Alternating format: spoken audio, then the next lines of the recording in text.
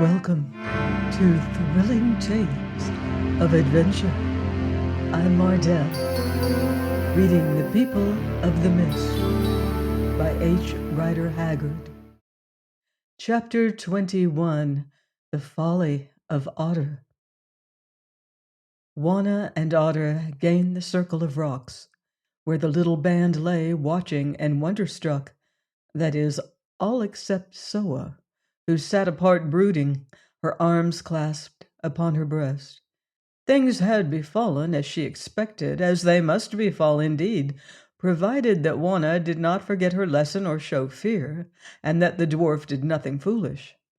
But Soa knew well enough that this was but the beginning of the struggle, and that though it might be comparatively easy for Wanna and Otter to enter the city and impose themselves upon its superstition-haunted people as the incarnations of their fabled gods, the maintenance of the imposture was a very different matter. Moreover, she knew, should they be discovered, that escape would be impossible, or at the best that it must be most difficult. Therefore she sat apart and brooded, for notwithstanding their present triumph, her heart foreboded evil. But with the others it was different. They had heard the singing, they had seen the regiment of great men prostrate themselves, and the sound of worshipping had come to their ears like thunder. But of the why and wherefore of it all they could only guess. "What has happened?" said Leonard eagerly. "Your initiation seems to have come off well." "Bid the men fall back, and I will tell you," Wanna answered. Leonard did so, but instead of speaking, she broke into hysterical laughter. Her nerves had been overstrained, and now they sought relief thus. "You must all be very respectful to Otter and myself," she said at length, "for we really are gods. Don't look shocked, Francisco. I begin to believe in it myself. We have only just found it out, but I assure you it is a fact. They accepted us fully, and that after not more than 5 minutes' cross-examination. Listen."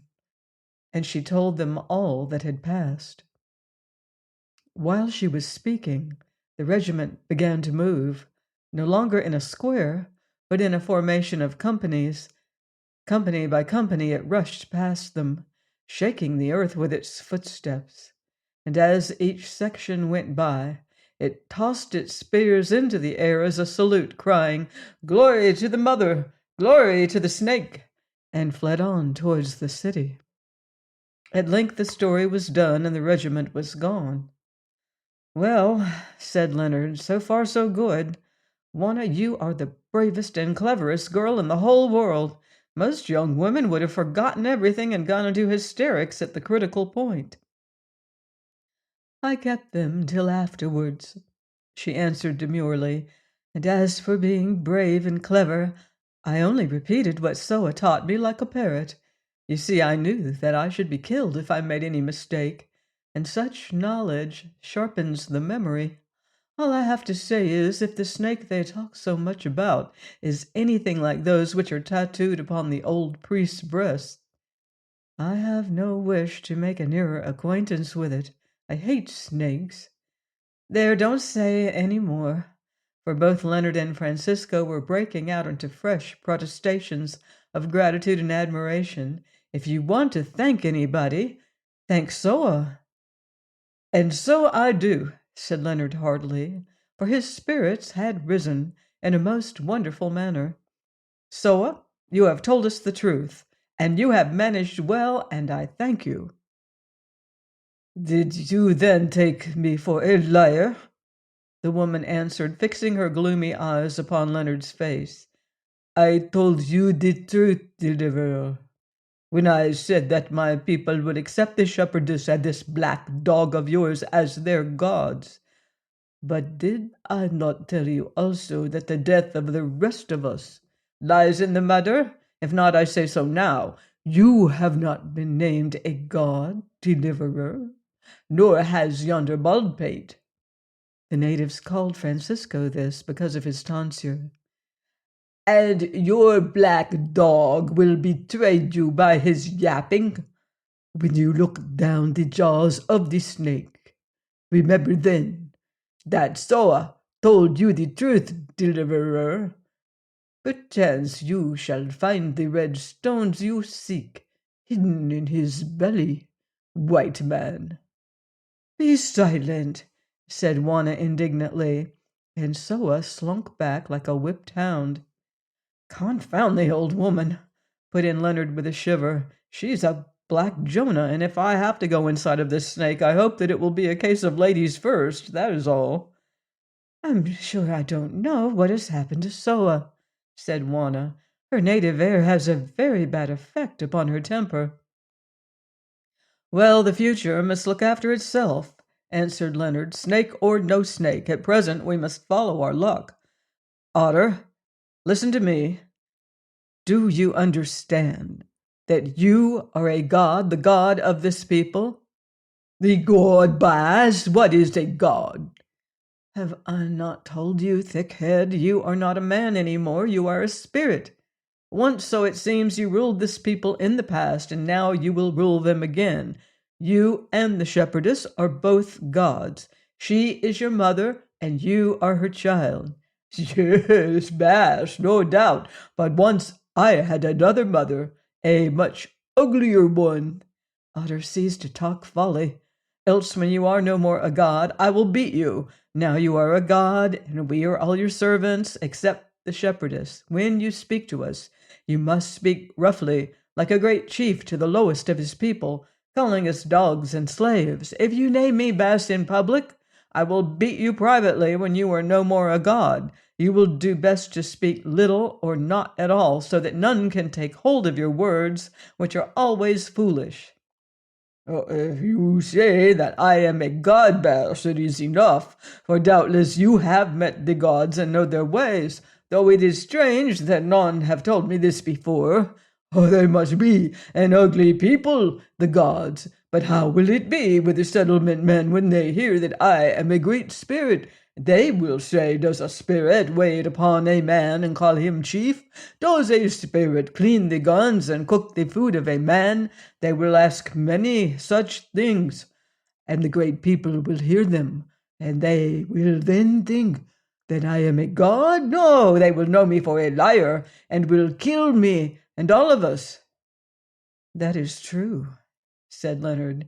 Then he summoned Peter and the settlement men and addressed them.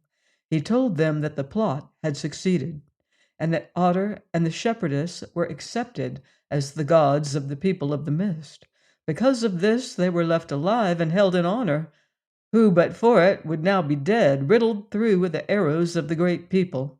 He explained to them for the second time that it was necessary to the safety of all that this delusion as to the divinity of Otter and the shepherdess should be maintained, since if the slightest suspicion of the fraud crossed the minds of the great people, without doubt they would all be sacrificed as impostors.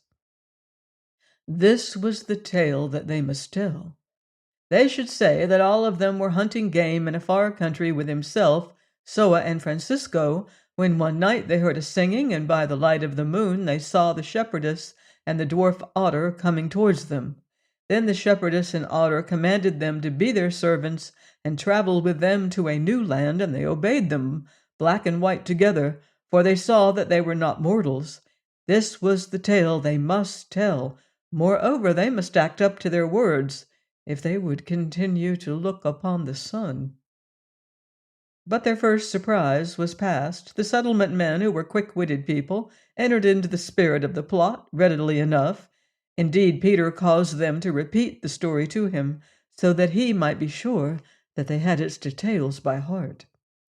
Then they continued their march towards the city on the hill. The two white men went first. Then came Juana and Otter, followed by Soa, and last of all walked the settlement men. An hour's journey brought them to the bank of the river, which, dividing above it, encircled the town, to reunite near the roadway that they followed. Here canoes were ready to take them across to the island, or rather the peninsula, on which the city was built.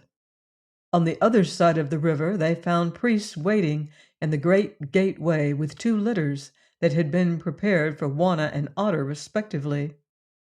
This, the further bank, was lined with some thousands of spectators, who, when the divine pair set their feet upon its shores, prostrated themselves, men, women, and children, and burst into a shout of welcome. Juana and Otter took no heed. With such dignity as they could command, and in the dwarf's case it was not much, they entered the litters, drew the hide curtains, and were borne forward swiftly. After them came Leonard, Francisco, and the others, while the population followed in silence. Now the sun was sinking, but enough of daylight was left to show how strange were the place and the people among which they found themselves.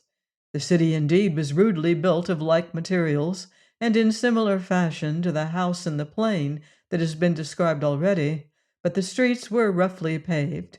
Each habitation stood apart from the other in its own garden, and the gates were of wood, fastened together with primitive iron bolts. There were drinking shops, or rather booths, and a large market-place, which they crossed as they ascended the hill, and where, as they afterwards discovered, this people carried on their trade, if trade it could be called, for they had no money, and conducted all transactions, like other savages, upon a principle of barter. As they went, Leonard took note of these things, which to his mind showed clearly that the inhabitants of this city were the degenerate inheritors of some ancient and forgotten civilization. Their fortifications, stone-built houses, drinking shops, and markets indicated this, just as their rude system of theology, with its divinities of light and darkness, or of death and life, each springing from the other, engaged in an eternal struggle and yet one, was probably the survival of some elaborate nature myth of the earlier world. But nothing struck him so much as the appearance of the people. In size they were almost giants, a peculiarity which was shared by the women, some of whom measured 6 feet in height. In common with other uncivilized races, most of these women wore little except a girdle and a goatskin cloak that hung loosely upon their shoulders, displaying their magnificent proportions somewhat freely. They were much handsomer than the men, having splendid solemn eyes, very white teeth, and a remarkable dignity of gait. Their faces, however, wore the same somber look as those of their husbands and brothers, and they did not chatter after the manner of their sex, but contented themselves with pointing out the peculiarities of the strangers in a few brief words to their children or to one another. After crossing the market-place, the party came to a long and gentle ascent, which terminated at a wall surrounding the lower of the 2 great buildings that they had seen from the plain. Passing its gates, they halted at the doors of the first of these edifices. Here priests stood with torches. At least they judged them to be priests, from the symbol of the snake's head tattooed upon their naked breasts, ready to conduct them to their lodging, for now the night was closing in rapidly.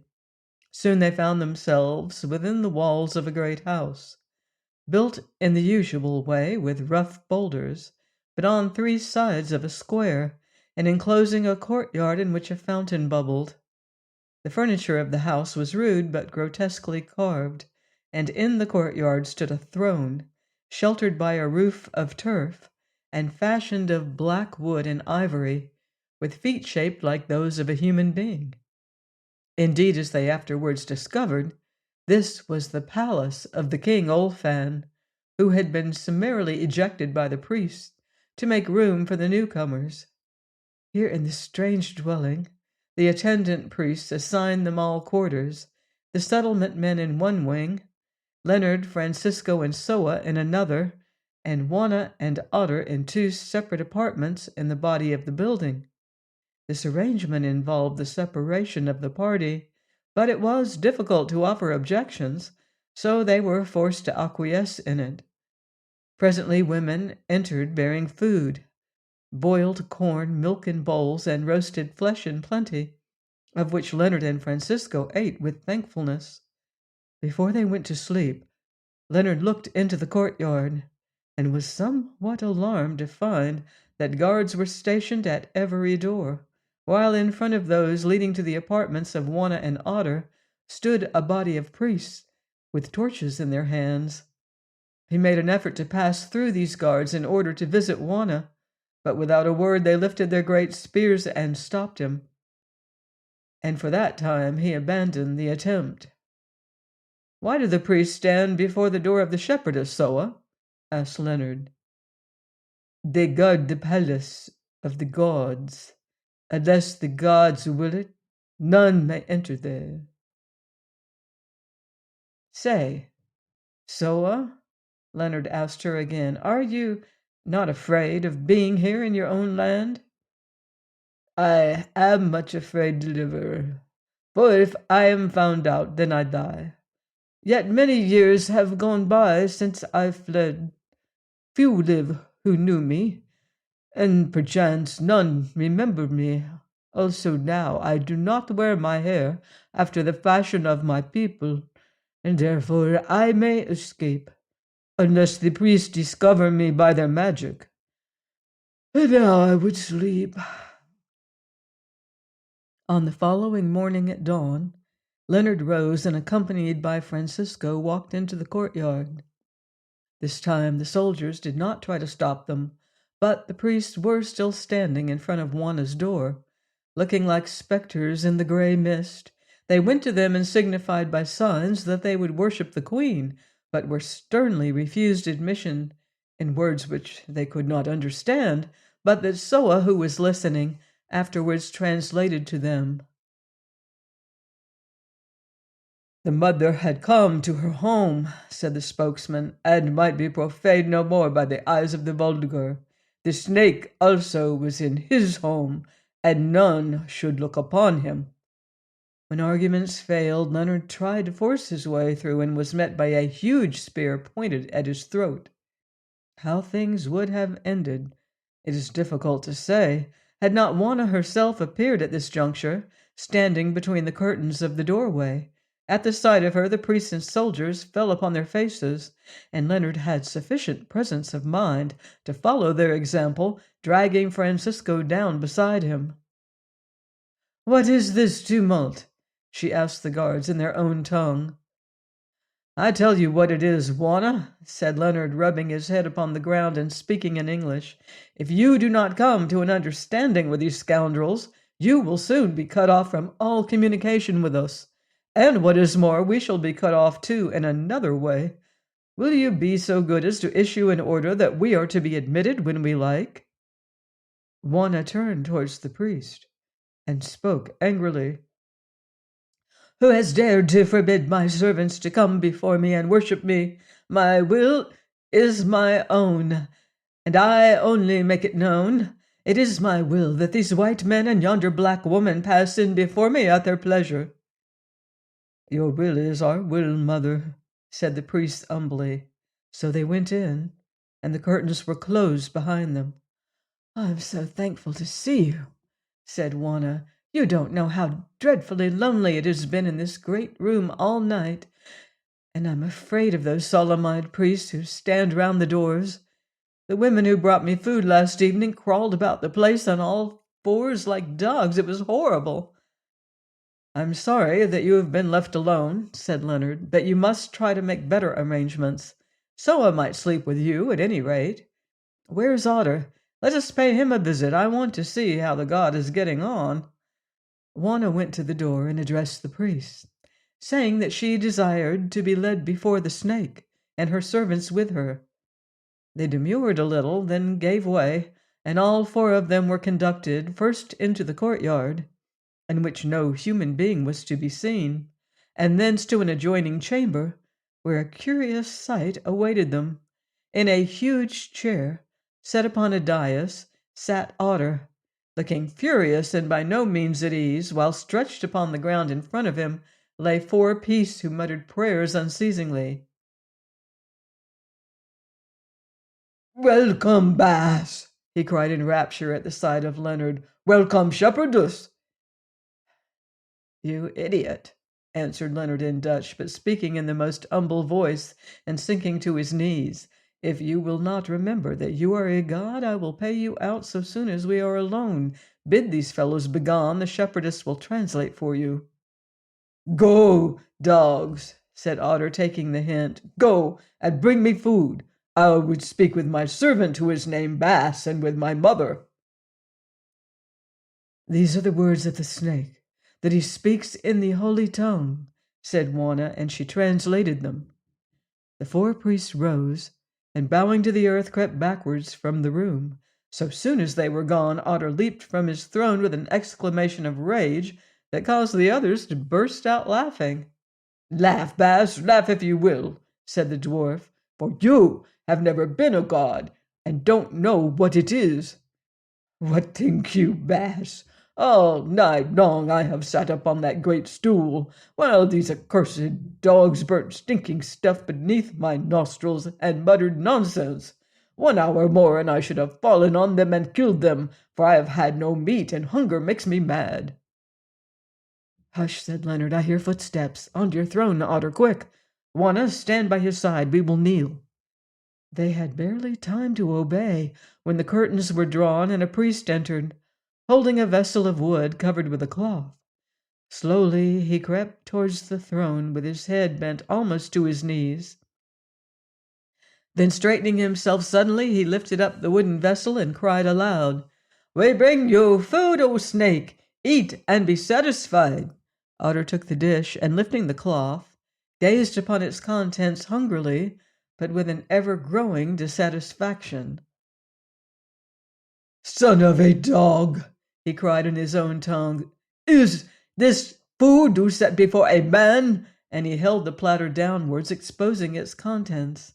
They were simple, consisting of various sorts of vegetables and watercress, poor in quality, for the season was winter, and all of them uncooked. In the center of this fodder, whether placed there in obedience to some religious tradition, or by way of ornament, or perhaps to assist the digestive process of the god, as a 10-penny nail is said to assist that of an ostrich, was a fine ruby stone, not so big indeed as that which Soa had given to Leonard, but still of considerable size and value. Leonard saw it with delight, but not so the dwarf, the selfish promptings of whose stomach caused him to forget that his master had journeyed far to seek such gems as this. In the fury of his disappointed appetite, he stood upon the footstool of the throne, and seizing the ruby, he hurled it at the priest, hitting him fair between the eyes. "Am I an eel," he roared, "that I should live on water, grass, and red gravel?" Then the priest, terrified at the behavior of this strange divinity, picked up the offending gem, to the presence of which he attributed his anger, and fled, never looking behind him.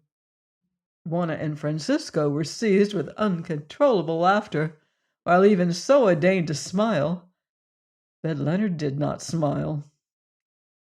"Oh, you last descendant of generations of asses," he said bitterly. "You ass with 4 ears and a 10-fold bray. What have you done? You have hurled the precious stone at the head of him who brought it, and now he will bring no more. Had it not been for you, doubtless with every meal such stones would have been offered to you, and though you grew thin, we should all of us have become rich, and that without trouble, tricks, or violence." "Forgive me, Bass," lamented Otter, "but my rage took away my reason, and I forgot. See now what it is to be a god. It is to be fed upon stuff such as would gripe an ox. Oh, Bass, I would that these wild men had made you a god, and left me your servant." And again he gazed with disgust upon the watercress and rows of leathery vegetables resembling turnips. "You had better eat them, Otter," said Juana, who was still choking with laughter. "If you don't, you may get nothing more for days. Evidently you were supposed to have a small appetite." Then, driven to it by his ravening hunger, the wretched Otter fell upon the turnips and munched them sullenly, Leonard rating him all the while for his unequaled stupidity. Scarce had he finished his meal when there was a stir without, and once again priests entered. headed on this occasion by the same aged man who had acted as a spokesman when Juana declared herself on the previous day, and who, as they had discovered, was named Nam. In fact, he had many others and much longer names, but as this was the shortest and most convenient of them, they adopted it. It chanced that Leonard was standing by Soa, and when this priest entered, whom she now saw face to face for the first time, he noticed that she started, trembled, and then drew back into the shadow of the throne. Some friend of the old lady's youth, thought Leonard to himself. I hope he won't recognize her, that is all. Nam bent himself in adoration before the gods, and began an address, the substance of which Juana translated from time to time. Bitterly did he grieve, he said, that such an insult had been offered to the snake, as the presenting to him among his food of the red stone, known as the blood of Akka. That man who had done this folly was doomed to die, if indeed he were not already dead. Well, they could understand that, the mother and snake having become reconciled, the proffering to Jal of that which reminded him of the sin long ago was a wickedness that might bring a curse upon the land. Let the snake be appeased. Command had been given that all such stones should be hidden in a secret place by him who had wrought the crime. And, as he had said, if the man returned alive from that place, he should be slain. But he would not return alive, for to go thither was death, as it should be death henceforth, even to mention that stone, of which but one should now be seen in the land, that which the mother wore in memory of the past. Oh, Otter, my friend, murmured Leonard to himself, if I don't make you pay for this, my name is not Outram. But enough of the stones, went on Nam. He had come upon a more important matter. That night an assembly of all the tribe would be held in the great temple an hour before moonrise, that the mother and the snake might take up their royalty in the presence of the people. Thither they would come to lead them and their servants at the appointed time. Was this pleasing to the gods? Juana bent her head in assent, and the priest turned to go with many obeisances. But before he went he spoke again, asking if all things were as the gods desired. Not altogether, my servant, answered Juana. It is our will that these, our other servants, should have free access to us at all times and without question. Also it is our will that their food should be brought to them with our food. Moreover, it is the desire of the snake that no more grass should be given him to eat. For now, in these latter days, having put on flesh of men, he needs that which will support the flesh. One thing more, my servant, the snake forgives the affront that was offered him, and I command that some of the greatest of the holy stones should be brought to me, that I may look upon the blood which I shed so long ago. Alas, it may not be, mother, answered the priest in tones of sorrow. All the stones, both red and blue, have been placed in bags of hide and cast into that place whence they can be brought no more, together with him who offended. Nor can others be gathered at this season of the year, seeing that the deep snow covers the place where they lie buried. In the summer, when the sun has melted the snow, more can be found, if your eyes still desire the sight of them. Juana made no reply, and the priest went on. Here is a pretty business, said Leonard. That idiot Otter has upset everything. We might have become millionaires for the asking. Now we must wait for months before we so much as get a sight of a ruby or a sapphire. Nobody answered. Indeed, the whole party were plunged into consternation at the fatal effects of this accident. As for Otter himself, when he understood fully what he had done, he almost wept for grief. Who could have known, Bass? He groaned. It was the sight of the green food that bewitched me, who have always hated the taste of grass, and now my folly has undone all, and it seems that I must be a god for many months, if indeed they do not find me out. Never mind, Otter, said Leonard, moved to pity by the dwarf's genuine grief. You have lost the stones, and you will have to find them again somehow. By the way, Soa, why did you start so when the old priest came in? Because he is my father, deliverer, she answered. Leonard whistled. Here was a new complication. What if Nam should recognize her? Please join me next time for another exciting chapter of The People of the Mist by H. Rider Haggard, here on Thrilling Tales of Adventure.